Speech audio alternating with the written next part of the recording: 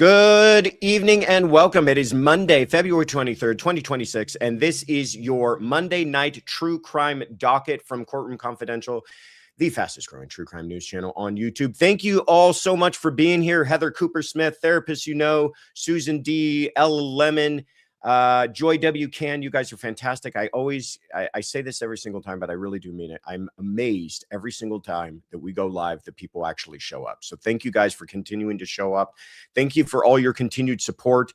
Thank you for returning on a Monday night, carving out a little time for us.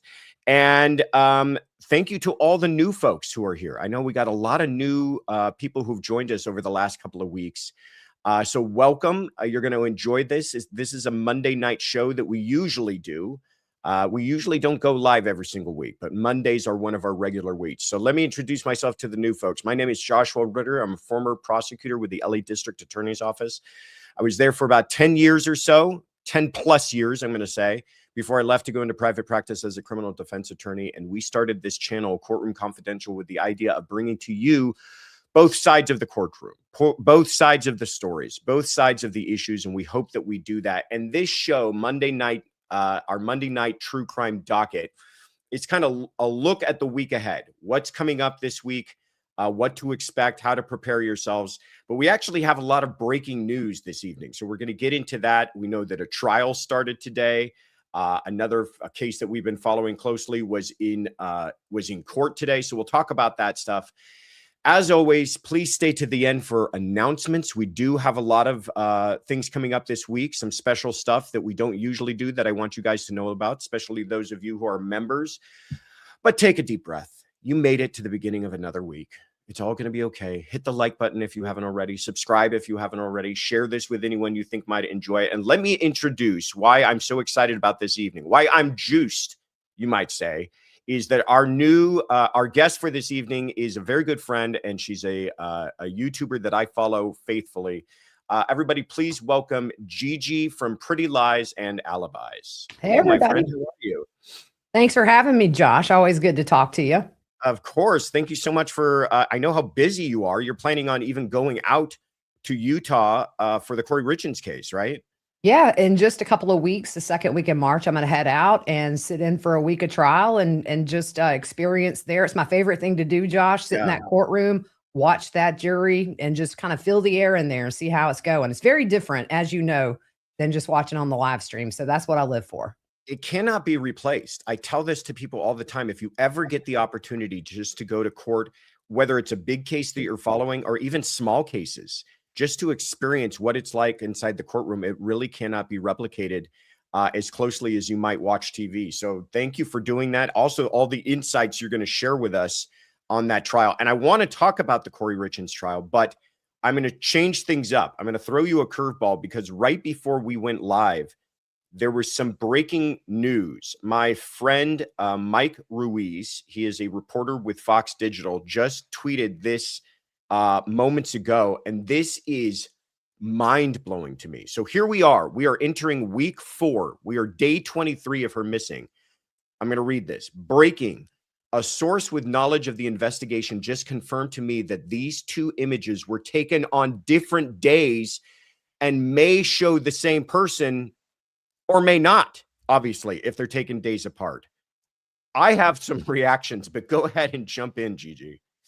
You know, we're learning a lot of things for almost 4 weeks in that seems like we should have known weeks ago. And in fact, the Pima County sheriff just released a statement about that, saying that he told Fox News this evening the information and reporting out there that says the original Guthrie Nest camera video depicts the same person on a different day. Guess what, Josh? It did not come from him or the FBI. He's denying this. And he says that as we know, sources from inside either agency may be sharing different information with the media, which is a huge problem in this case. But how terrifying, Josh, that this person was brazen enough to walk up to her front door, not once, but at least twice. And that second time, clearly make an entry. That video's haunted me since it's come out. Just can't imagine 84 years old and coming face to face with that. But it just feels like we're not getting anywhere. A lot of that comes from the lack of press conferences where the sheriff is instead choosing to do interviews and you have to piece it together to make your own press conference. It's just wild. It is wild. I texted Mike after this and I said, wait a minute, how, where are you getting this from? And he's not going to tell me his sources, but Right. what he did say to me is confirmed with a very high level source. He's one of those reporters that may oftentimes is not first to a story because he wants to make sure that he's confirming it with a good source. So for him to come out and say this, uh, I'm going to take it as truth, in spite of what the sheriff is telling us. But Yeah. something interesting is many people pointed out before today that it looks like either a different person or he's obviously done something different that evening, because the first thing that sticks out is he's not wearing a backpack. He's not wearing the gun. Some people have even pointed out that the shoes appear to be different. I had been skeptical. I had been of the mindset like, no, that's the same evening. He just maybe put the backpack on later or took the backpack off at one point, whatever. But we weren't ever told when this videotape was taken. And now we're being told it's different nights, which to me actually explains quite a bit, because we know how prepared he was for that evening, but then also how he was caught off guard. And what I mean by that is he didn't worry about a dog. He didn't worry about an alarm system. He didn't worry about anybody else being home. It's kind of like he knew he was going in and not having much difficulty getting inside the house, but then he was caught off guard by the video camera. So it almost makes me wonder, Kaylin, if you don't mind going back to the side-by-side, is that as far as he got, the threshold, and the camera had just not, he had not noticed the camera. You know what I mean? Maybe he comes out, cases the house, walks up as far as kind of the archway there, realizes, hey, I'm not going to have much trouble. I'm going to come back on another night with my backpack and whatever no good stuff is inside of there, but then doesn't realize there's a camera. I mean, I know everybody's got a theory in this one, but what do you think? Yeah, and I mean, if this had been told after this video came out initially, we could have saved the internet weeks of speculation of whether there were two people there that night. That's one thing the internet's been debating back and forth. And it could depend on where she has her zones for detection. It could be she didn't have it quite that far out in the yard, so he might not have seen a light come on that door cam. But we know he saw it on that second video because he looked frozen. It's like he didn't know what to do for a second. He sort of wandered aimlessly to the left and then went and grabbed a plant, trying to cover it up, but still showing his whole face. So yeah, it would make sense if this is the same person on two nights. Maybe he just didn't get close enough to trigger. When you're recorded on those cameras, typically there's a red or a blue light. And I think that second time he went in, that's when he saw that light, threw him off guard. But there's so much, I would say, a lack of information in this case, Josh, that has allowed the rumor and speculation that the sheriff is complaining about to run full force, because there has been no clarity whatsoever. And we see it just now. Michael Ruiz, who, by the way, I followed since day one, he and Brian Enton, just bringing all the news to us.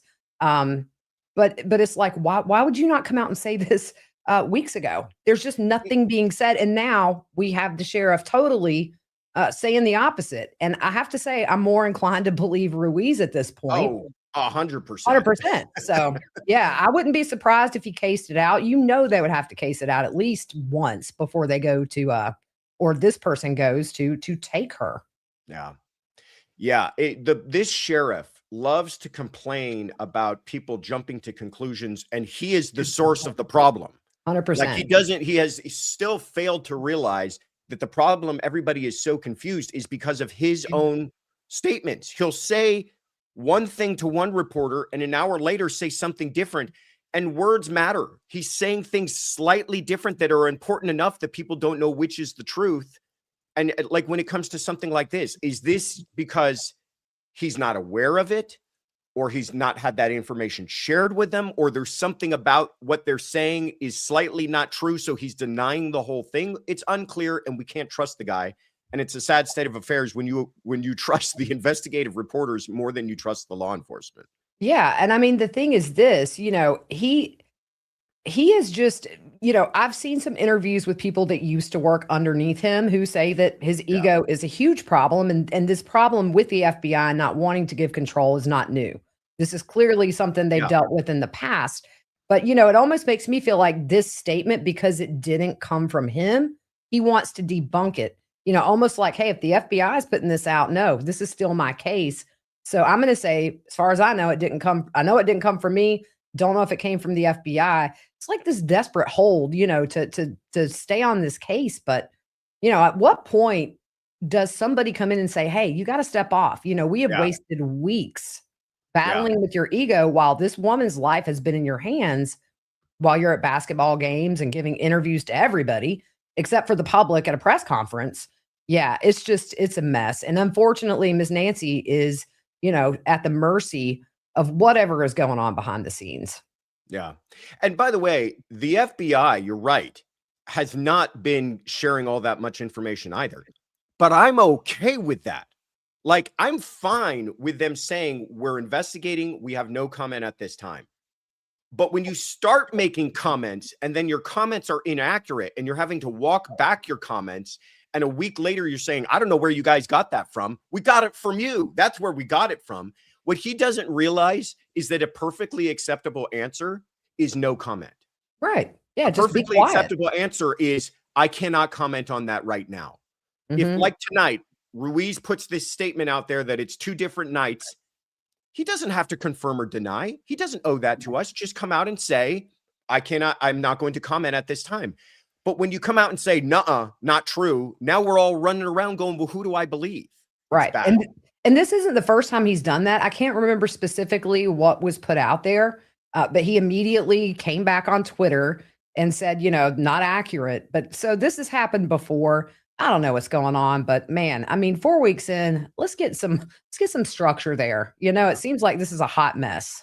It is a hot mess. Let's just wrap out Guthrie so we don't come back to it. So just to update everyone, aside from this huge development, which to me is huge, and to your point that you made earlier, wouldn't it have been nice if they knew this to tell us? That now maybe there's another evening they should have been on the lookout for somebody. Maybe there's somebody who had a couple of evenings where he acted suspiciously. Maybe there's a couple of individuals out there we should be looking for to not share this information immediately with the public when you're asking the public for help. To me, is a real huge misstep. Yeah. Anyhow. And also, Josh, just one thing to add too, the fact that they never put out a community alert, even though everybody knew what happened, but an official alert from the sheriff's office. We had an abduction. We do not know who did it. Lock your doors and be on the lookout. Yeah. We've never gotten that. There's an outstanding, dangerous person out there. Right. Prowling the area. Be on the alert. Yeah. Pretty incredible.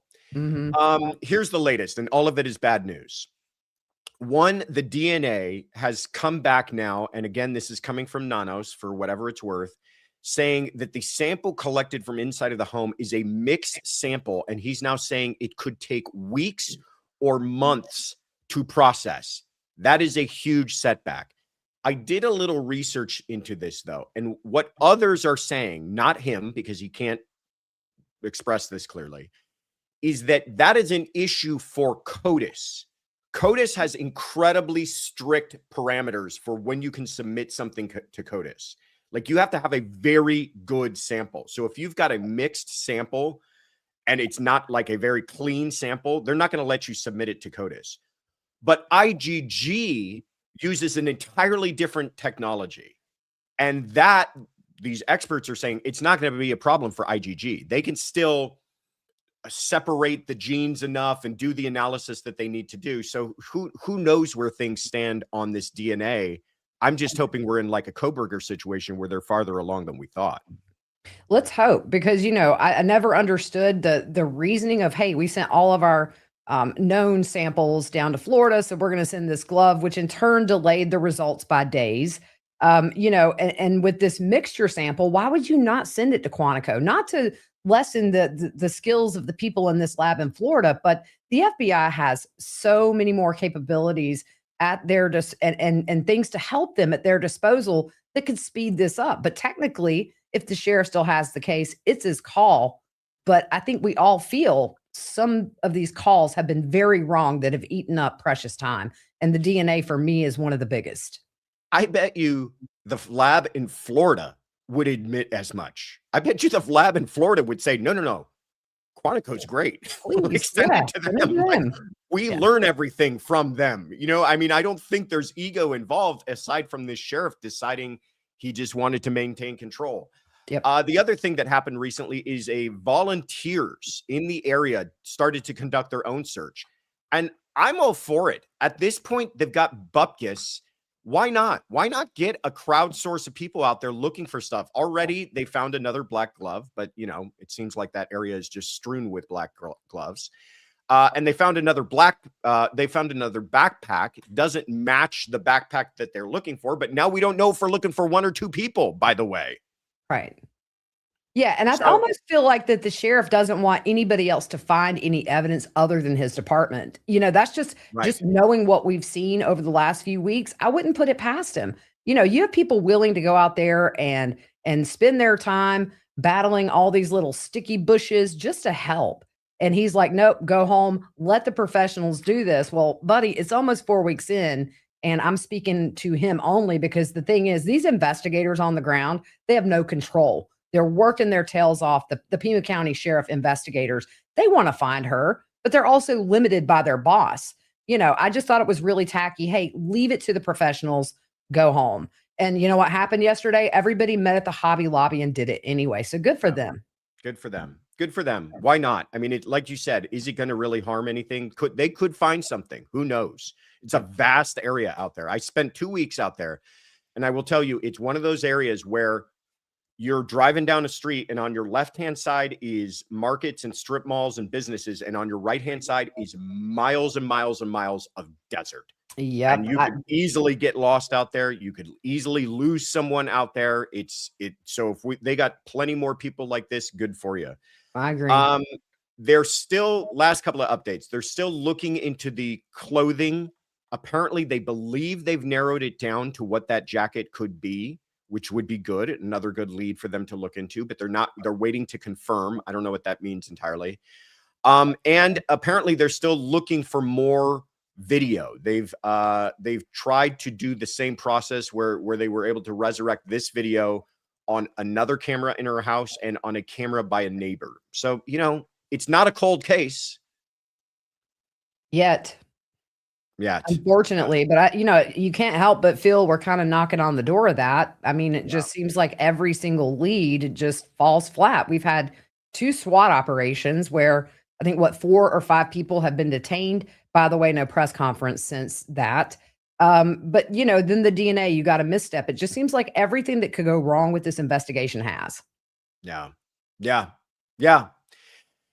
And in the whole time, and I don't know how long we can still holding out this hope, but at the whole time, many people still feel this is a rescue operation. They're working against the clock to try to bring back somebody alive. And with every misstep, just statistically, it makes the chances of that exponentially go down. Really sad stuff. It really is. Lindsay Brilhart says, why haven't they called Texas Equisearch for Nancy? This is their horse. I'm not sure with them, but I'm just guessing from the name that this is their horse search party. Is that what it is? Are you familiar with them? They're kind of the rock stars, like with the Cajun Navy, who I believe, Josh, I'm looking for it. I read a tweet that somebody from the Cajun Navy may have shown up today. These are the people that do this because they're Mike passionate. Ruiz again. Here he is. Yeah.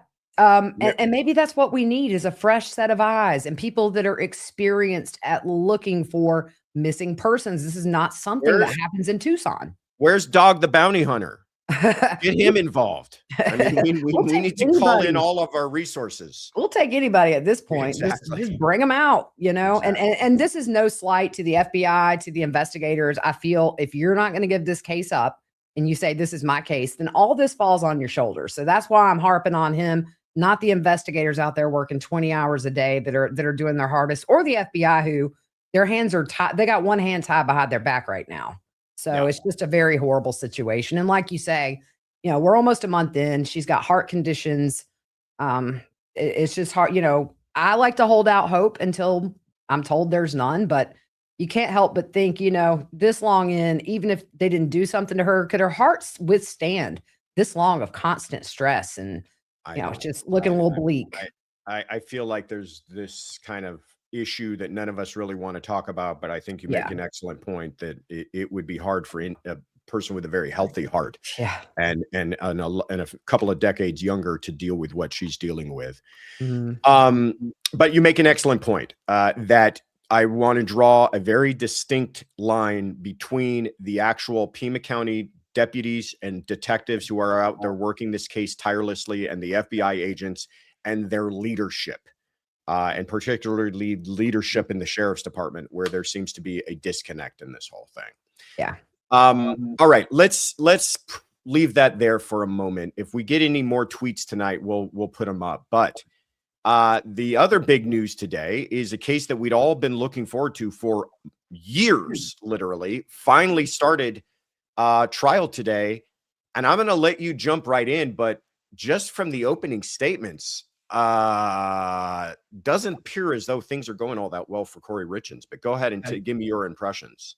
Yeah, I thought the state's openings were really good because this is such a convoluted story that you really could have gave your openings for a whole day and not really scratched the surface of how much is going on in this case. But they were able to tie in Kouri's motive really beautifully in telling them how much in debt she was, and she's taking out payday loans, robbing Peter to pay Paul all the time. She's just racking up the debt. So I thought they did a really good job of showing why she would want him dead, bringing in these text messages and things like that that show, she's talking to her boyfriend the night that she allegedly kills Eric, and I love you. And so, they lined up all the reasons she would want him dead really nicely. And, as far as the defense goes, they don't have much to work with, in my opinion. But really, what they're going to do here is they're going to dirty up Eric. They say he had a pill problem in high school. Good grief. You know what, Josh? If people came back into our lives decades later and told our dirty laundry from high school, we all might be a little embarrassed. I mean, it's a reach. But Yeah. I think that them mentioning, some of the gummies, like they came from a dispensary, some were in plastic bags. We don't know where they came from. He goes to Mexico. That's how fentanyl gets in the US. You see what they're going to do. They're just going to push to the jury that you can't put Kouri giving him the fentanyl.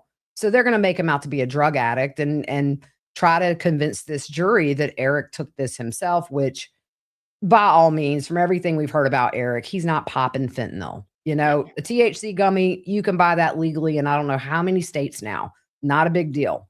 But yeah, so I think they're just going to dirty up Eric, and juries don't like that.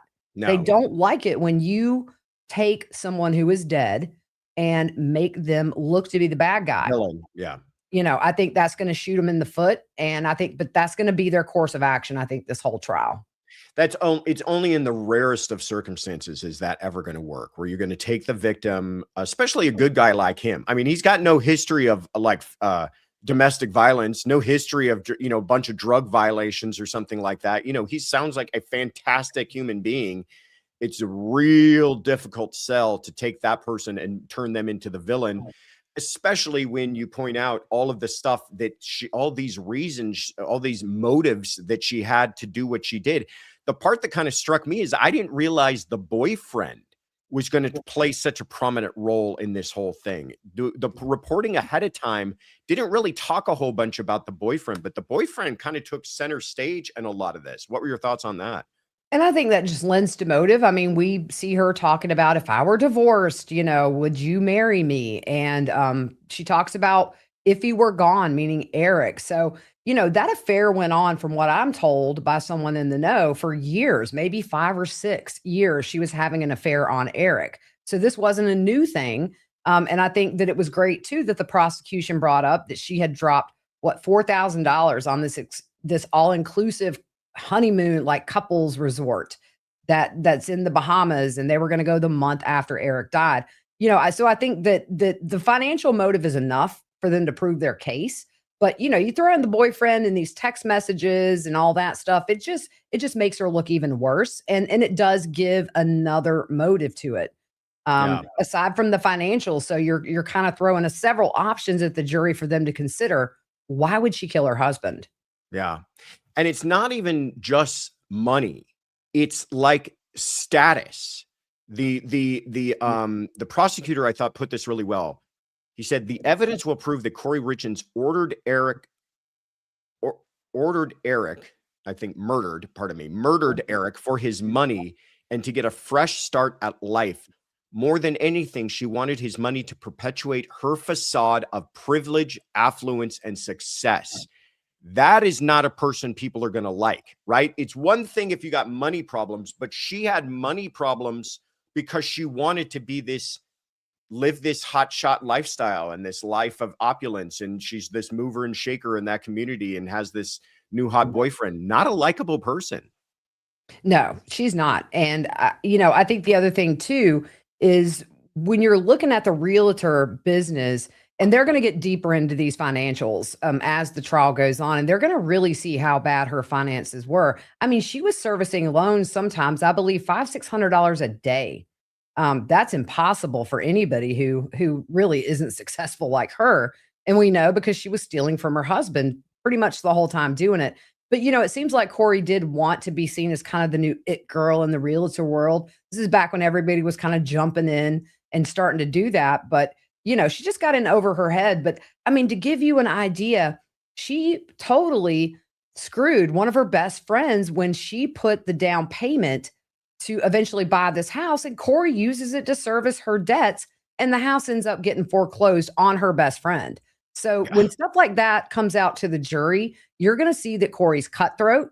She will do anything to anybody to look good, to get ahead, including her best friend, who I believe had kids. And so they had to leave this house because she didn't put the money towards the down payment. So there's a lot financially alone that's going to come out. I think this is going to really fit into that motive, and people are going to see what's up. And also, I would love to know what the reaction to the jury was when they told him, yeah, she wrote a book about kids grieving the loss of their dad. She promoted it. And then a month later, she was arrested. So, some of these people may not have had a clue that she wrote that book. Just so and much. She did it. I mean, they flat out said she did it to try to throw them off the trail. Like, this was purely a help me get away with murder book.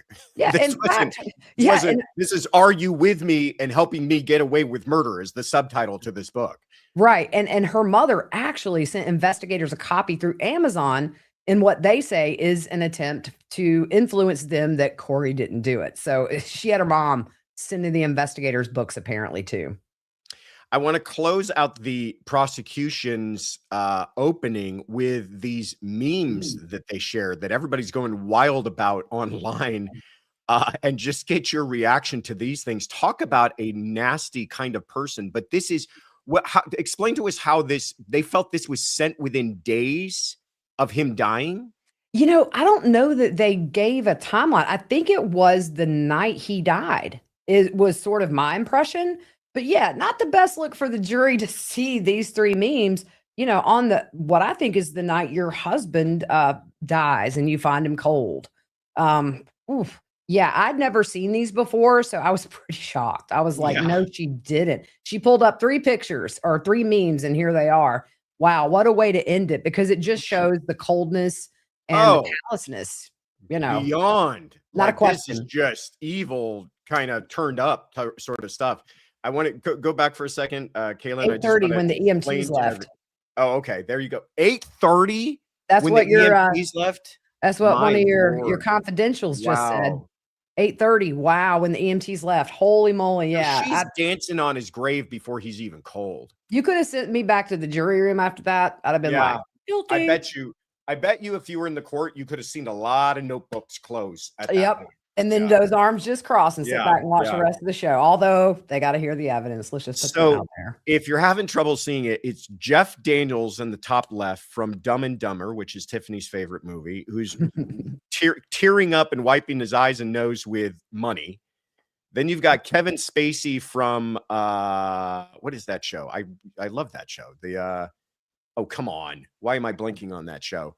But he's wait. Oh, House of Cards. Yes. House of Cards. And he's when he plays this kind of evil politician, and he's saying idiots everywhere. And then you got Trump down in the bottom right saying, I'm really rich. So this is what she thinks is funny, as her husband's literally being carted out of the door into the coroner's van and taken away somewhere for an autopsy. Yeah. I mean, kind of speechless, to be honest, Josh. I mean, you've got your children upstairs absolutely devastated, just being told their dad died, not to mention watching his body get wheeled out of the house. And she's doing this instead of running up to her kids and comforting them. Phew. I tell you what, there's some evil in this world. She is a special kind of evil. You know, that's such a good point. The kids are losing their minds. Their father just died. They don't know about mom and dad's bad marriage and everything else. They just know dad died, and she's too busy tap dancing upstairs. Who knows what kind of comfort she was giving to them? Yeah. Wow, I had not thought about. You know, I always feel disappointed when I lose sight of the other victims, but you're right. These kids are completely traumatized, and mom has got, you know, she's firing off fireworks if she was able to. I mean, and just the worst kind of memes. I mean, you know, it would have been better if she'd have pulled up something about grief just for show, but this, like, you know, and then you always think, how stupid can people be?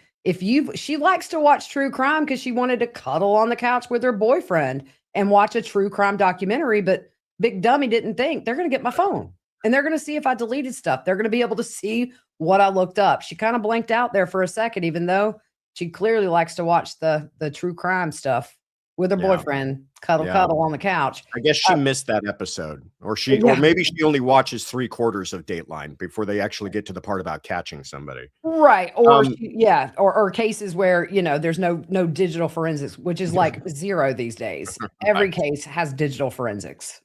Let's play a little bit of devil's advocate for the defense, though, because it's not that they have nothing to work with here, because initially even investigators believed this was just a tragedy. I mean, there's photographs of her when they first arrive, and she looks completely distraught. And I know a lot of people have been doing a callback to Wendy Adelson saying, "Oh, it's that same crocodile tears." Well, she's putting on a hell of a performance. She did a little better than Wendy. I'll give her that. I think so. And they played. I thought this was very clever for the defense. I mean, look at her. That looks like distraught people right here. They played 911 call immediately, which I thought was very clever by the defense. Like they're not shy of the event, right? They jump right into the heart of the event. Let's play the 911.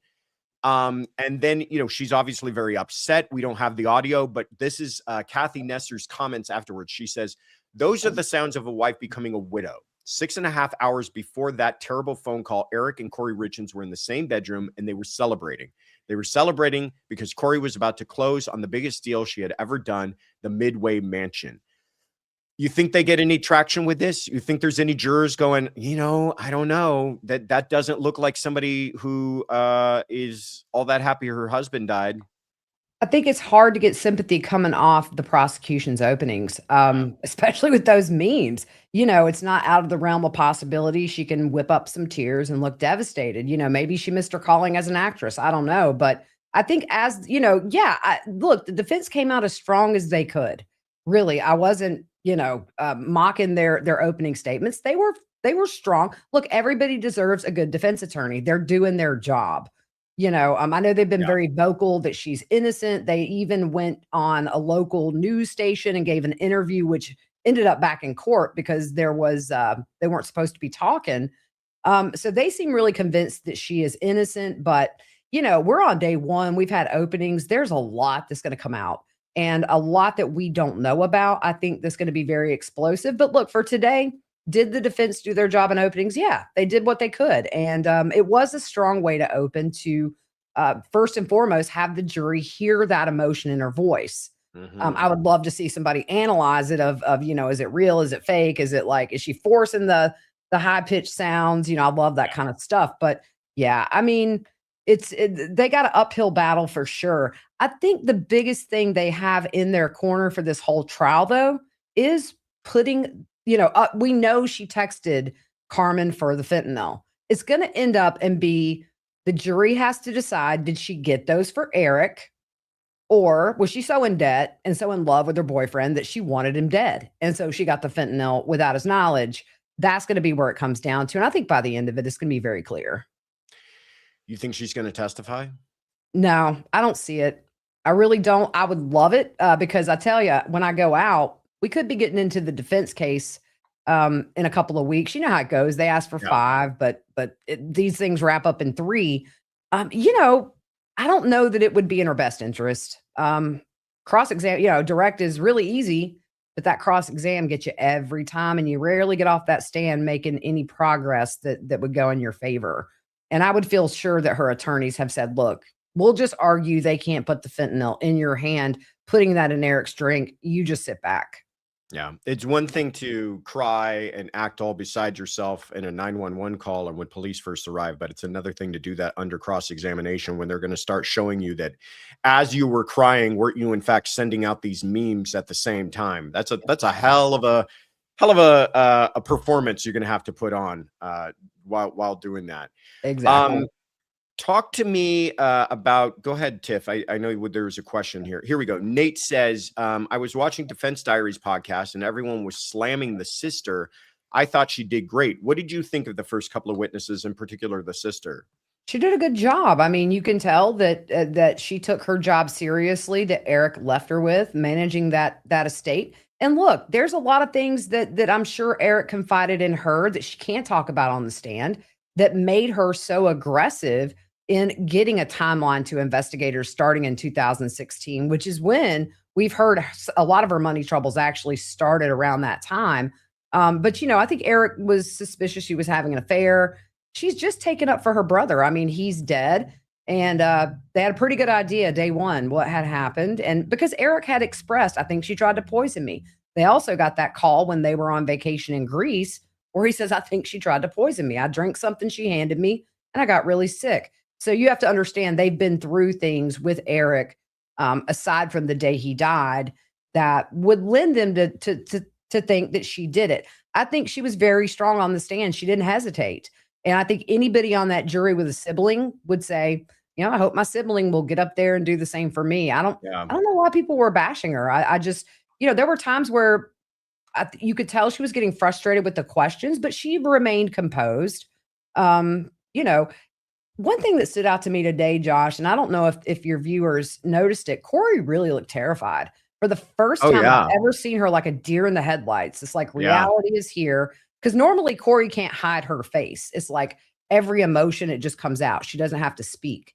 But today she looked really terrified, and I think for good reason. Well, people with her type of personality, I think, really convince themselves they have a good case. They've convinced themselves they're going to win. And because they're such narcissists themselves and they've never really been told and no in their real life. And then maybe their lawyers aren't doing them any favors by kind of encouraging that.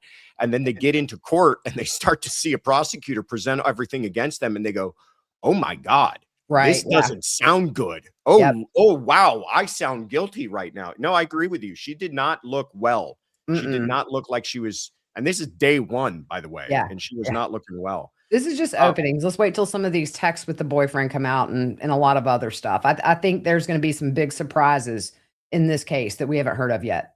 Yeah. You imagine being his family. I'm just thinking about the sister and your brother dies. You immediately are suspicious of her because all this stuff starts to come out. You see all the bizarre things she's doing. She's trying to grab the money all over the place. And then what wasn't it about a year goes by and there's no arrest and you're thinking, is this woman getting away with it? And then she has the chutzpah to write a children's book and go on TV and talk about her grief.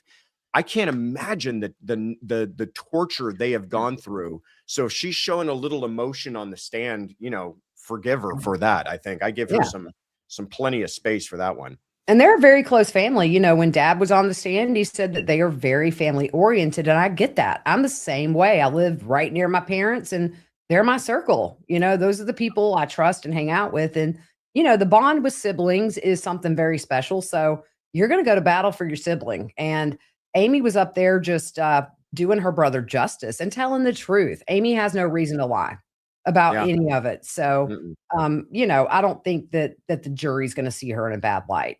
I don't think so either. Shy Gal says, thank you, Josh and GiGi. Thanks for being here, GiGi. We love having you. I agree with that. And thank you, Shy Gal, for saying so. All right, let's move quickly to, with the last few minutes we have left here, to Nick Reiner. He was in court today. He finally entered a plea. This is, I think, court appearance 3 or 4 for him. It's been dragging on. The murders took place back in December 14th of last year. And so we're already, several months removed from that. And he's finally, just for the first time, entering a plea. And for the first time, we're seeing him in court.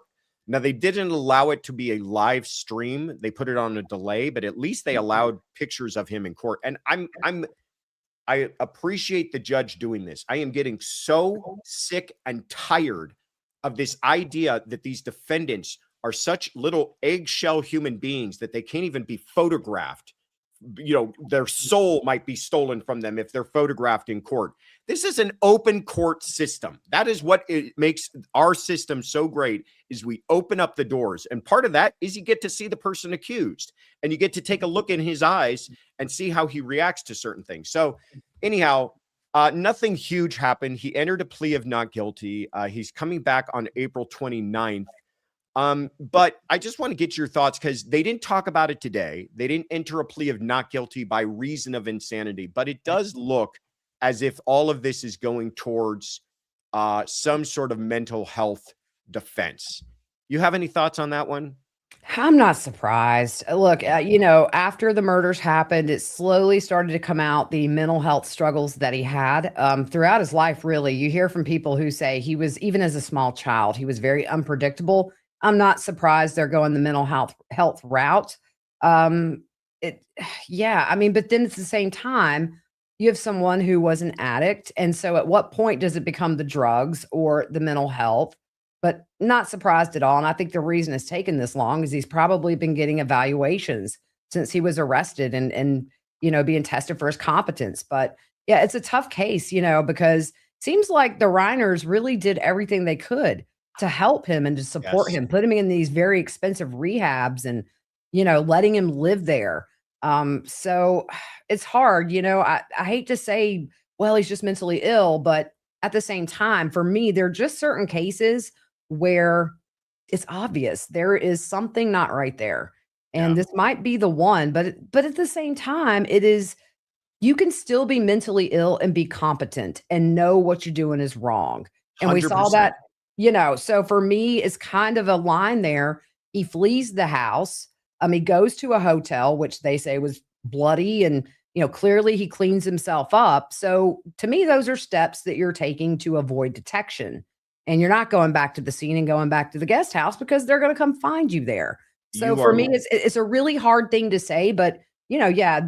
And I really started to think about this a lot during Lori Daybell's case, which is, she was incompetent for almost a year. People say she's mentally ill. Yeah, but you can still be mentally ill and competent of the crime you commit. Because when you lie or you do things to avoid detection, it's because if you come out and say it, or you get caught, you're going to jail and likely prison. So tough case. I don't know where his siblings stand on this, but I know that the Reiners were very much against the death penalty, and it may be forever before this goes to trial. If ever. Josh, what do you think? No, it's going to take a long time, and that's unfortunate, but that's just the way it's going to work out. And when I say long time, I mean years, perhaps. Oh yeah, for sure. I'd be surprised if this thing went to trial next year, 2027. I would be shocked. So just prepare yourselves, everyone. But you make such an excellent point that so many people have trouble understanding, is that mental health and being legally sane are not mutually exclusive concepts. As Afton points out in her equation there, that's not the same thing. You can be suffering from severe mental illness, but still be criminally sane, because you can appreciate what you're doing is wrong. I always say, it's not that the dog told you to murder. It's that you still know murder is wrong. Yeah. And that's the whole point, is he, to your point, a lot of consciousness of guilt. He's not sitting around in his underwear covered in blood playing the bongos waiting for the police to show up. He's jumping in the car, going out to a hotel in Santa Monica, washing himself up, and then he's not apprehended until he's downtown Los Angeles. And if you guys are familiar with the area, those are not things close to each other. So he's driving all around trying to get away from all of this. 100%. Yeah.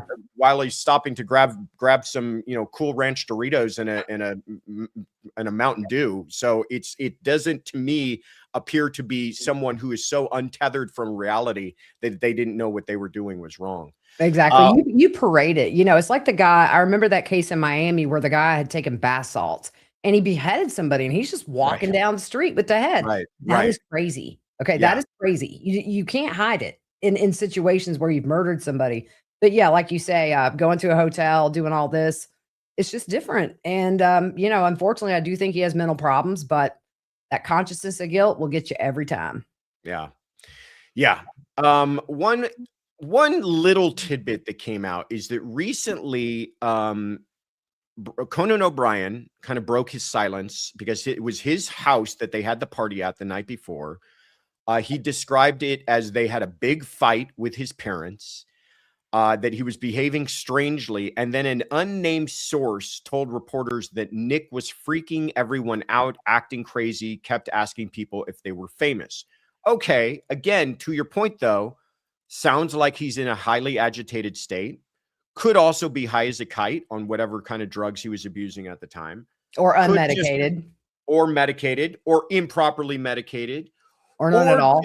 Or trying to embarrass the heck out of his parents, too. You know what I mean? If he's getting in a fight with them, wouldn't this be a good way to humiliate his Hollywood royalty parents by going around and asking all their famous friends, are they famous or not? You know what I'm saying? Yeah, and it's very clear that Nick wanted to be in the entertainment industry, and his dad gave him an olive branch and worked on that movie with him. But you know, it's just it was failed. He, you know, he interned on Family Guy for a year, and so yeah, it just never took off for him. And so I'm sure there is some deep-seated resentment of just how successful his and his mother both were, to where he couldn't get past the drugs. And, you know, I think at one point I listened to a lot of those podcasts he did. He pretty much said that he started doing drugs, I think, don't quote me on this, but like to get back at his parents, because he was unhappy. So yeah, there's a lot of issues there. But it seems like the Reiners really put him in the forefront and babied him, you know, sometimes not intentionally, but to the detriment of the other children, because you got one that requires your attention. And in the end, yeah, it wasn't appreciated, and it wasn't something that kept him from stabbing his parents in the bed. Just horrible. No, you make an excellent point about the family too. I was on, you know, Will Kane has a podcast called Will Kane Country. I was on that earlier today, and we were talking about this, and he said that every trial has to have a story. And what is the story that the defense is going to try to sell here? Is it, you know, poor kid suffering from drugs, suffering from mental health, can't get his mental health medication right?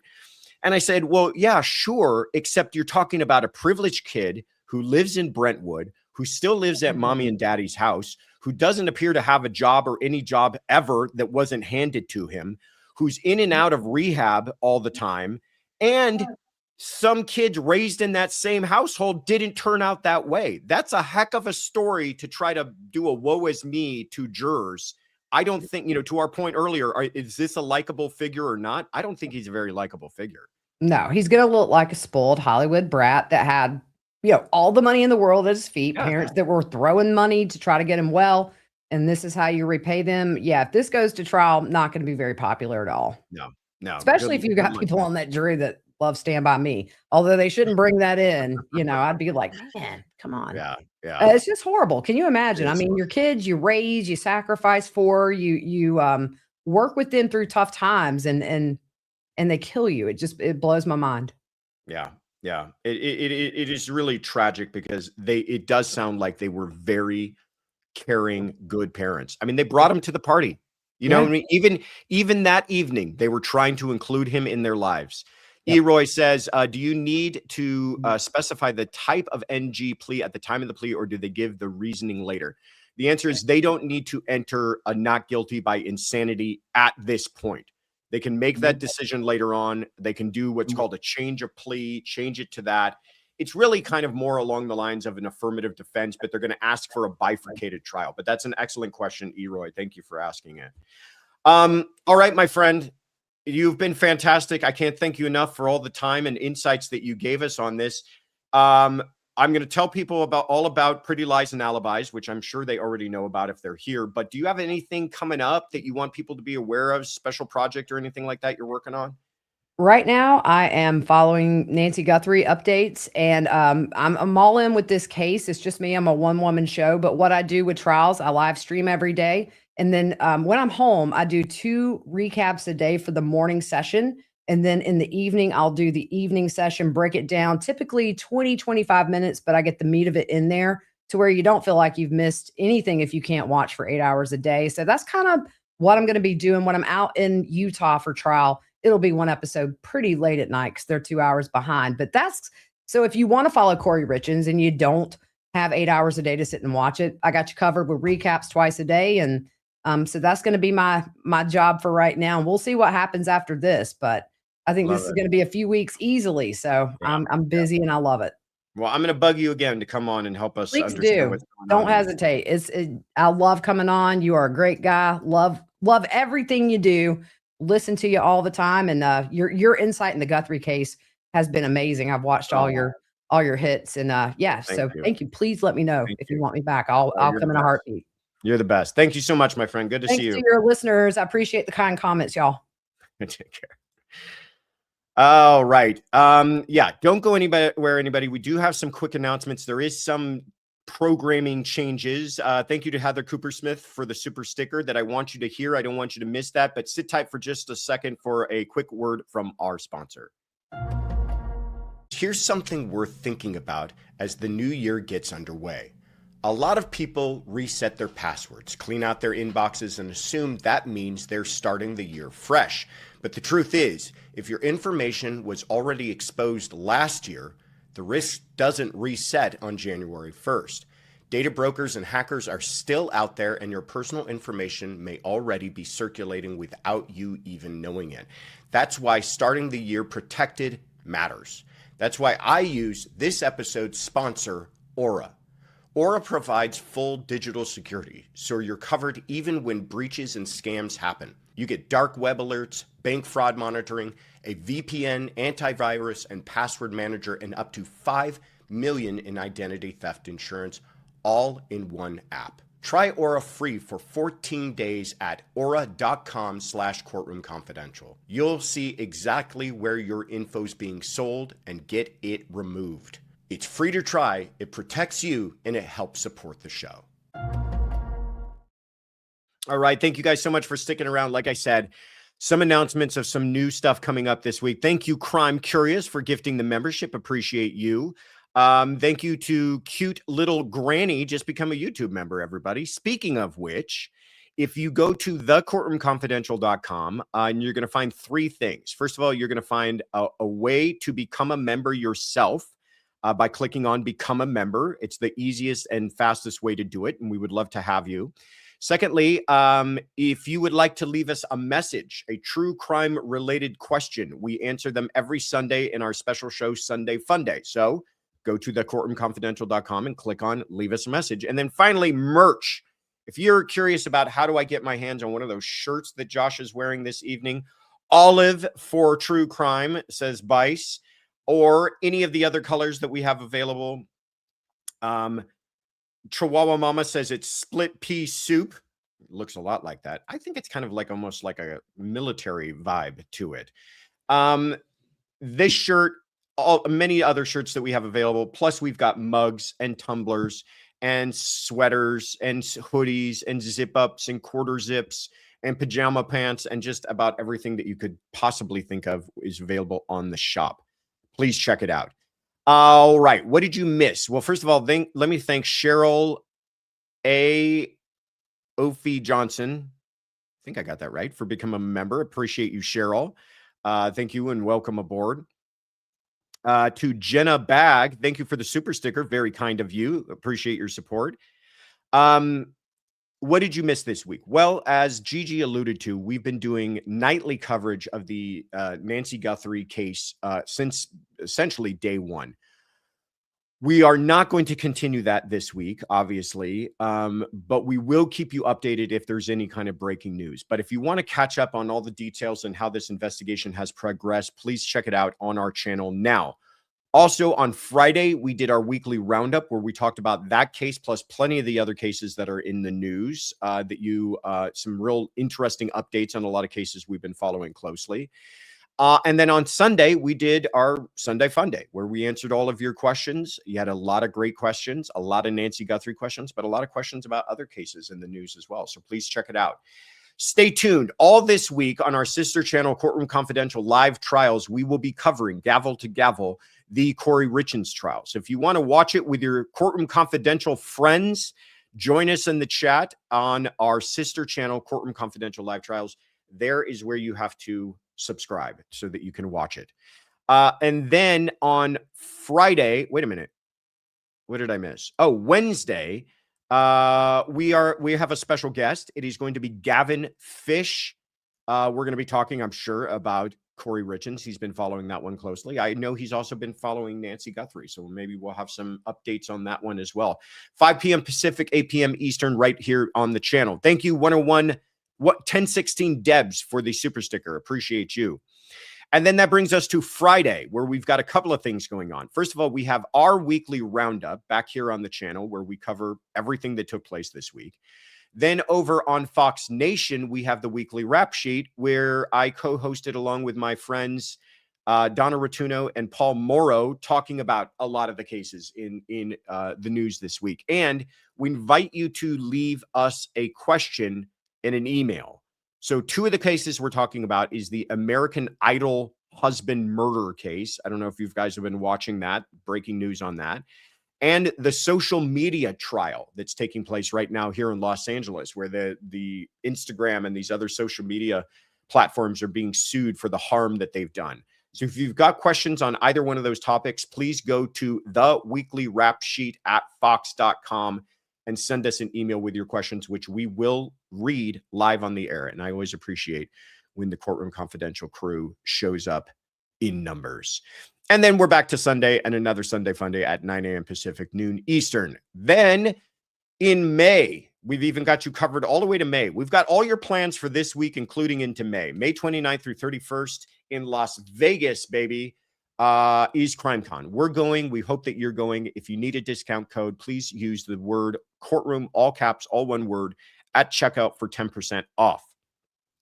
Finally, let me do some thank yous to some of our new members: Natasha Penland, Shannon, Sarah Terry, Jessica Farmer, Michelle Manschild, McKenna, Olive Green, Wendy Plunk, LPC Deborah, Jonathan Burge, Detective Mom, Munira Sultana. Yep. Curious Actually, Mariella, Jamie, Jellybean, Sassy Kimber, Sheelix, Sassy Grandma B. A lot of sassies tonight. Steve M. Norton, Jenny Myers, Chloe Circa 76, Sanderella, Craig Anderson, Queen of the Silver Dollar, and 147 Carolyn. Thank you guys. You're all fantastic. Thank you so much for becoming a member. Do like those folks.